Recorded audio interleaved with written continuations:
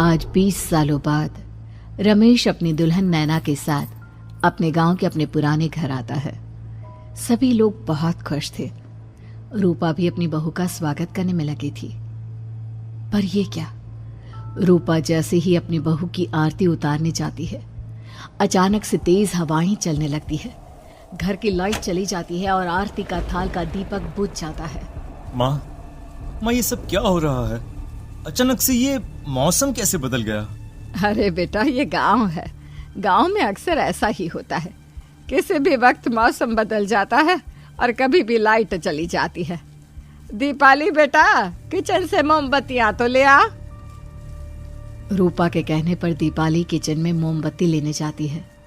Light ना होने की वजह से घर में काफी अंधेरा था, इसलिए दीपाली अपने फोन का टॉर्च ऑन करती है और टॉर्च ऑन करते ही उसे महसूस होता है जैसे कोई उसके सामने से गुजरा हो। मुझे ऐसा क्यों महसूस हुआ कि मैंने अभी यहाँ किसी को देखा? क्या सच में यहाँ कोई था या ये सिर्फ मेरा वहम था? अरे दीपाली बेटा, मिले कि नहीं मोमबत्ती? हाँ माँ, बस अभी लाती हूँ। दीपाली सारी बातों को भूलकर मोमबत्ती जलाती है और जैसे ही मोमबत्ती लेकर वापस बाहर जाने के लिए पीछे मुड़ती है तो उसके सामने एक 10 साल की छोटी बच्ची खड़ी होती है। उस बच्ची की एक झलक देखते ही दीपाली डर जाती है और जोर जोर से चिल्लाने लगती है। तभी अचानक से लाइट आ जाती है। दीपाली की आवाज सुनकर शंकर और छोटा भाई पवन उसके पास पहुंचते हैं। क्या हुआ दीपावली बेटा? पापा, मैंने किसी को देखा। दीदी यहाँ पर कोई नहीं है। अंधेरे में वहम हुआ होगा आपको। अब चलो, दरवाजे पर भैया भाभी कब से खड़े हैं। दीपाली भी इसे अपना एक वहम समझकर सबके साथ बाहर चली जाती है, जहां वो लोग अपनी भाभी का स्वागत करते हैं। नैना अपने पैरों से कलश को गिराकर थाल में पैर रखती है और घर के अंदर जाती है। सब घर के अंदर चले जाते हैं। भाभी, मैं आपकी ननद नहीं, आपकी छोटी बहन और फ्रेंड की तरह हूँ। इसलिए कभी भी आपको ये लगे कि भैया आपको सता रहे हैं तो आप उनकी शिकायत मुझसे कर देना। भाभी भैया की शिकायत करे या ना करे, पर मुझसे और माँ से तेरी शिकायत जरूर करेगी। सभी आपस में बैठकर हंसी मजाक कर रहे थे। नैना भी घूंघट किए अपने बिस्तर पर बैठी थी। वो सब आपस में बात कर ही रहे होते हैं कि तभी उन्हें एक अजीब डरावनी आवाज सुनाई देती है और कमरे की खिड़की अपने आप ही खुल जाती है। मुझे इसीलिए गांव पसंद नहीं। गांव में ऐसी ही डरावनी आवाजें आती हैं। मैंने तो सुना है गांव में बहुत सारे भूत भी होते हैं और इस मौसम को पता नहीं क्या हो रहा है। मुझे तो बहुत डर लग रहा है। मैं तो अपने कमरे में जा रही हूँ सोने। बाय भाभी, हम कल बात करेंगे। अब सब अपने कमरे में सोने चले जाते हैं। नैना अपने कमरे में बिल्कुल अकेली थी। कुछ देर बाद रमेश अपने कमरे में आता है और देखता है कि नैना खिड़की के पास खड़ी होकर बाहर की ओर एक टक नजरें लगाकर देख रही थी। क्या हुआ नैना? बाहर क्या देख रही हो? मैं बाहर का मौसम देख रही हूँ रमेश जी। इस मौसम को देखकर ऐसा लग रहा है जैसे आज कोई अपना बदला लेने के लिए आया है। तुम क्या बोल रही हो? मेरी कुछ समझ में नहीं आ रहा। और वैसे भी रात काफी हो चुकी है, अब हमें भी सो जाना चाहिए। चलो। इतना बोलकर रमेश सोने के लिए बिस्तर पर लेट जाता है, पर नैना अब भी खिड़की के पास ही खड़ी होती है। रमेश के सो जाने के बाद नैना अपनी सास के कमरे में जाती है और अपनी सास के पास बैठकर रोने लगती है, जिसे सुन सास की नींद खुल जाती है। बहू, अरे क्या हुआ बहू? तू इतनी रात को यहाँ मेरे कमरे में बैठकर रो क्यों रही है? मम्मी जी, आपने मुझे क्यों नहीं अपनाया? आपको पता है, आपकी वजह से मुझे और मेरे परिवार वालों को गांव वालों के कितने ताने सुनने पड़े। तू मेरी बहू नहीं है? कौन है तू? मम्मी जी, मैं आप ही की बहू हूँ। आपने मुझे अब भी नहीं पहचाना? इतना बोलते ही नैना की आंखें लाल हो जाती हैं। वो जोर जोर से हंसने लगती है। मौसम का रुख बदल जाता है। कमरे की खिड़कियां और दरवाजे अपने आप ही खुलने और बंद होने लगते हैं। देखते ही देखते नैना हवा में उड़ने लगती है और वो अपनी आंखों के इशारे से अपनी सांस को भी हवा में लटका देती है। तेरी वजह से मुझे और मेरे घर वालों को ताने सुनने पड़े। तूने जो पाप किया है, तुझे उस पाप की सजा मिलेगी और अब तेरी इस गलती की सजा तेरा पूरा परिवार भुगतेगा। इस तरह से नैना बड़ी ही बेरहमी से अपनी सास को मार डालती है और आराम से अपने कमरे में जाकर सो जाती है। अगली सुबह जब घर वालों को कमरे में रूपा की लाश मिलती है तो उन लोगों के पैरों तले जमीन खिसक जाती है। कल तक माँ बिल्कुल ठीक थी, फिर अचानक ऐसा क्या हुआ रात को कि माँ हम सबको छोड़कर चली गई। सारी गलती मेरी है। बेटे की शादी की खुशी में मैं ही रात को घर वापस नहीं आया और चला गया अपने गांव के दोस्तों से मिलने। अगर रात को मैं अपनी रूपा के साथ होता तो शायद आज वो हमें छोड़कर न जाती। घर में शोक का माहौल पसर गया था, पर नैना को इस बात से कोई फर्क नहीं पड़ रहा था और ये बात कहीं ना कहीं पवन को भी समझ में आ रही थी। अब ऐसे ही कुछ दिन बीतते हैं और 1 महीने के अंदर ही अंदर शंकर की भी मौत हो जाती है। पहले माँ छोड़कर चली गई और अब पिताजी। क्या हो गया है हमारे घर को? पता नहीं किसकी नजर लग गई है। भैया ये घर सही नहीं है। हम जब से इस घर में आए हैं कुछ न कुछ बुरा ही हो रहा है। हमें यहाँ से वापस शहर चले जाना चाहिए। जहाँ रमेश, दीपाली और पवन का रो रो कर बुरा हाल था, वहीं नैना अपने कमरे में बैठी आराम से मेकअप कर रही थी। दीदी मुझे तुमसे कुछ बात करनी है। मुझे लगता है कि इन सब के पीछे भाभी का हाथ है। पवन तू ये सब क्या कह रहा है? तू होश में तो है ना? अगर भैया भाभी ने तेरी ये बकवास बात सुन ली तो उनके दिल पर क्या गुजरेगी? तू भाभी पर इतना बड़ा इल्जाम कैसे लगा सकता है? दीदी आप खुद ही देख लो ना, हम जब से इस घर में आए हैं सब कुछ बदल गया है।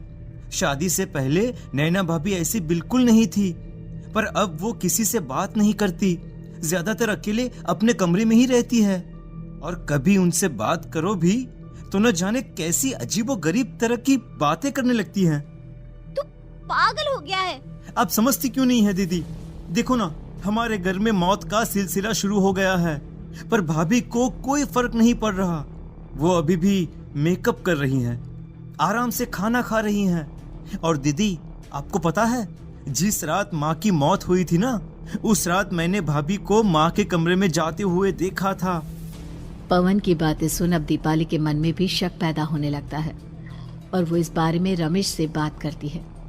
रात को सब साथ में बैठकर खाना खा रहे थे, तभी कौन हो तुम और तुम ये सब क्यों कर रही हो? क्यों सबकी जान ले रही हो? रमेश जी, ये आप क्या कह रहे हैं? मैं भला मम्मी जी पापा जी की जान क्यों लूंगी? मैंने कब कहा कि तुमने माँ पापा की जान ली? नैना, तुम तो मेरी पत्नी हो, तुम थोड़ी किसी को मारोगी। नैना, तुम नैना ही हो ना?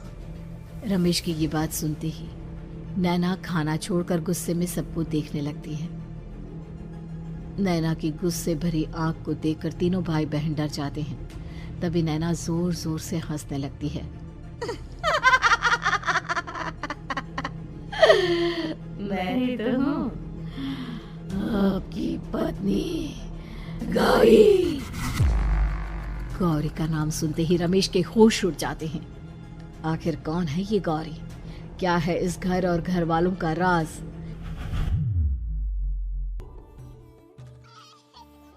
हमारे दोनों बच्चे एक साथ कितने अच्छे लग रहे हैं ना? हाँ, कितने अच्छे दोस्त हैं दोनों। बस बड़े होने के बाद भी इनकी ये दोस्ती बनी रहे तो बच्चे कितने खुश रहेंगे। मैं क्या सोच रहा था कि क्यों ना हम अपनी दोस्ती को रिश्तेदारी में बदल दें। मैं अपने बेटे रमेश की शादी तेरी बेटी गौरी से करना चाहता हूँ।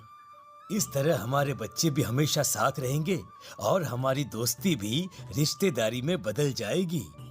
शंकर की इस बात से उसके दोस्त को बहुत अच्छा लगता है और वो अपनी बेटी की शादी रमेश से करवाने के लिए तैयार हो जाता है।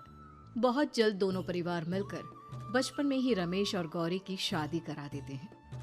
अरे शंकर, अपने बच्चों की शादी करवा कर हमने अपनी दोस्ती को रिश्तेदारी में बदल तो लिया, पर मैं चाहता हूं कि अपनी गौरी का गौना 2 साल बाद करूं, ताकि वो थोड़ी समझदार हो जाए। अरे हाँ हाँ दोस्त, बिल्कुल, हमें कोई दिक्कत नहीं है। इसी तरह समय बीतने लगता है। समय के साथ शंकर का कारोबार तरक्की पकड़ लेता है और 2 साल बाद शंकर अपने पूरे परिवार के साथ शहर में शिफ्ट होने की तैयारी कर लेता है। जब यह खबर उसके दोस्त को पता चलती है तो वो शंकर से बात करने उसके घर जाता है। शंकर, 2 साल पूरे हो चुके हैं और अब तू शहर भी जाने वाला है। मैं सोच रहा था कि तेरे शहर जाने से पहले गौरी का गौना कर दूं, ताकि तू अपनी बहू को अपने साथ लेकर जा सके। ये तू कैसी बातें कर रहा है? रिश्तेदारी बराबरी वालों से होती है, और वैसे भी अब मेरा बेटा या मेरा परिवार कोई भी इस रिश्ते को नहीं मानता। ये तू कैसी बातें कर रहा है दोस्त? जब हमने अपने बच्चों की शादी करवाई थी तब हम दोनों ही एक बराबर थे। पिछले 2 साल में तेरा कारोबार थोड़ा सा अच्छा क्या चल गया तो पुराने रिश्ते ही तोड़ देगा। देख भाई, ऐसा मत कर। अगर तूने मेरी बेटी को अपनी बहू के रूप में नहीं अपनाया तो कोई भी मेरी बच्ची से शादी नहीं करेगा। अरे उसकी जिंदगी बर्बाद हो जाएगी। यार देख, वैसे भी बाल विवाह तो कानून मान्यता नहीं देता, फिर मैं कैसे दे दूं? तू अपनी बेटी के बड़े होने पर उसकी शादी किसी दूसरे लड़के से करवा देना।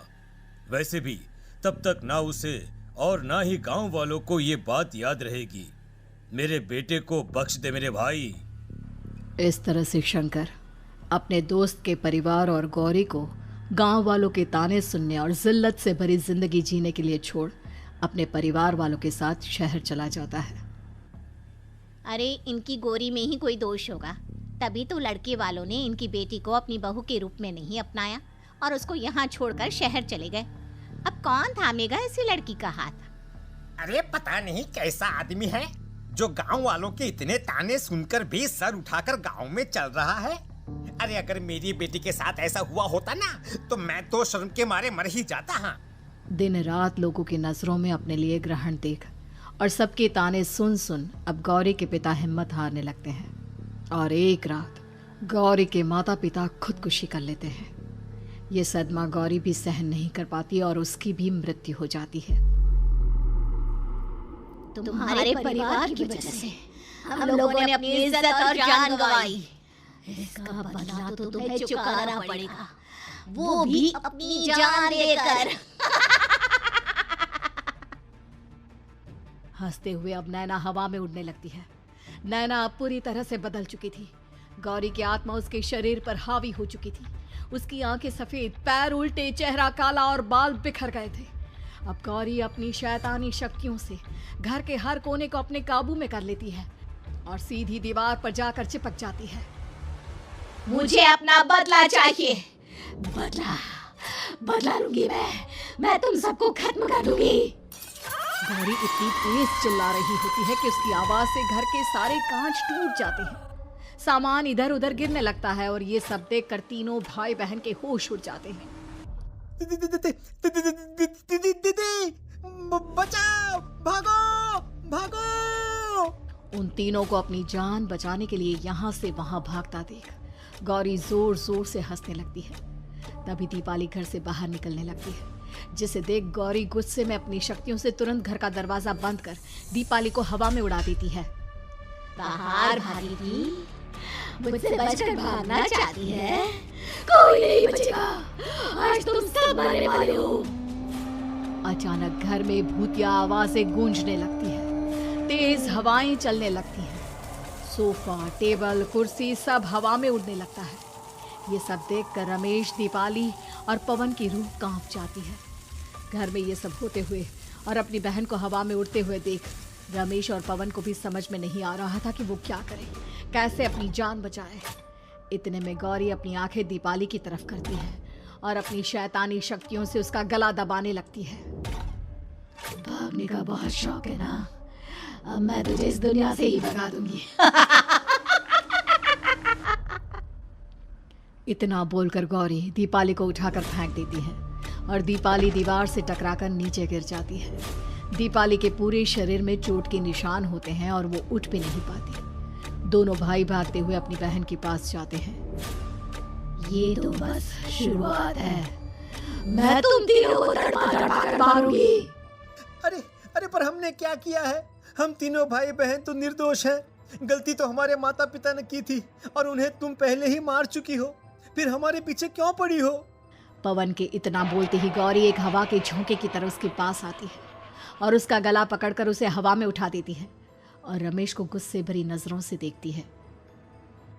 गलती मेरे परिवार की नहीं थी, पर सबको बोलना पड़ा। मैं किसी को नहीं छोड़ूंगी। गौरी पवन को हवा में उछाल देती है, जिस पर कमरे की छत से टकराकर जमीन पर आकर वो गिरता है। उसके सर और शरीर पर जगह जगह चोट लग जाती है और खून बहने लगता है, जिसे देख अब रमेश से चुप नहीं रहा जाता। गौरी, तुम्हारा गुनहगार मैं हूँ। तुम्हारी शादी मुझसे हुई थी। अगर तुम्हें बदला चाहिए तो मुझसे लो। मेरे भाई बहन को छोड़ दो। तुम मुझे मार दो। मरना तो सबको पड़ेगा। अरे पर इसमें उन दोनों की कोई गलती नहीं है। प्लीज, मैं मानता हूँ कि तुम और तुम्हारे परिवार के साथ जो कुछ भी हुआ वो गलत था, पर गौरी, मैं प्लीज मेरे भाई बहन को छोड़ दो। उन्हें तो इस बात के बारे में कुछ भी पता नहीं है। उनका इस सबसे कोई लेना देना नहीं है। तुम और तुम्हारा परिवार यही चाहता था ना कि मैं तुम्हें अपना लूं। उस समय मैं बच्चा था। मेरे पास इतनी समझ नहीं थी, पर आज मैं तुम्हें तुम्हारे इसी रूप में अपनाता हूँ। मेरे साथ जो करना है कर लो, बस मेरे भाई बहन की जान बख्श दो उनकी जान। रमेश की ये बात सुनकर गौरी का गुस्सा थोड़ा शांत होता है। ठीक है, मैं तुम्हारे भाई बहन को नहीं मारूंगी, पर तुम्हें मरना होगा और तुम्हारी आत्मा को मेरे साथ शादी करनी होगी। मुझे मंजूर है। अब रमेश गौरी के साथ छत पर जाता है और छत से नीचे को जाता है। रमेश के मरते ही गौरी उसकी आत्मा को अपने साथ ले जाती है और इस तरह से रमेश खुद मरकर अपने भाई बहन को बचा लेता है।